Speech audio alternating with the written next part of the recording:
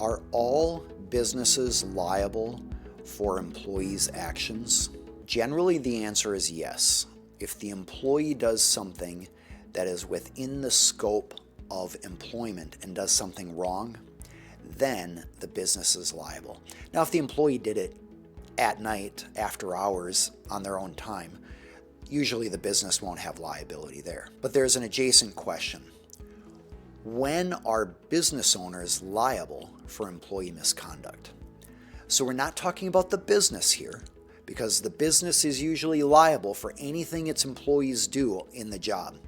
That's under the legal doctrine of respondeat superior, which is a Latin term that means the superior is responsible, or the company is responsible for what its agents or its employees or its contractors have done within the scope of their duties. But when is the business owner personally liable?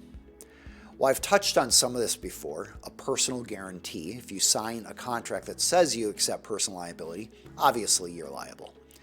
I've also talked in the past about the doctrine of piercing the veil. We'll put that in the description section below. But there's another practical time when business owners can be liable for their employees' misconduct. That is, if you have a bank loan which holds you personally liable, and that bank loan is being used to fund the debts of the business, then even though you may not be directly liable for the debts of the business, if you're essentially borrowing money from your line of credit with the bank and you have a personal guarantee there, you're going to have some liability there.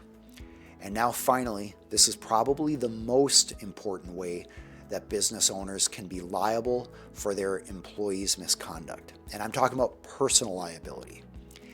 If you are an owner who is managing the employee, you can have personal liability for negligent hiring of that employee and negligent supervision of that employee. And those categories are kind of put into the same bucket, because if you didn't hire someone carefully, like say for example, you hired a known sex offender to drive a school bus, that's a perfect example of negligent hiring. Or if you failed to do a criminal background check on school bus driver applicants who you were going to offer a job to. Negligent hiring, straightforward. Sometimes it's not as clear as that. Like if a person has a propensity for dishonesty, if they tend to be dishonest, the question is, could you have figured that out in the hiring process if you had done something more in the hiring process? That's going to be a gray area. That's harder to prove. But then there's the issue of negligent supervision. Once you hired the person, did you train them properly? Did you give them the tools that they need? Did you provide proper supervision and accountability and oversight? Well, what's proper, you might be asking? What's proper is whatever a reasonably prudent person would do in that situation. It's the reasonably prudent person standard.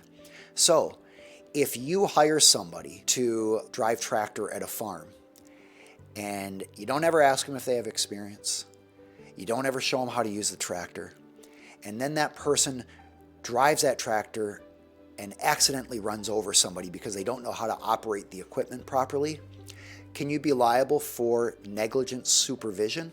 Absolutely. Because a reasonably prudent person would not let someone take the keys to a tractor without making sure that they had the proper experience, credentials, and qualifications to use that sort of equipment. So, because you are not just the owner of the company, but here you're in a managing role, you can be personally liable for negligent supervision. That is partially why it's important to document your hiring process, your onboarding and training process, and to document what resources and training is given to each employee, so that at least if they do something wrong, you can show you had proper supervision in place. This whole area of negligent supervision is often not understood by business owners. And it is a huge important area for business owners to be aware of, because not only can the company be liable, the business owner who's managing these people can be liable for negligent management or supervision if they cannot prove they acted as a reasonably prudent person would when managing an employee who later commits misconduct. All right.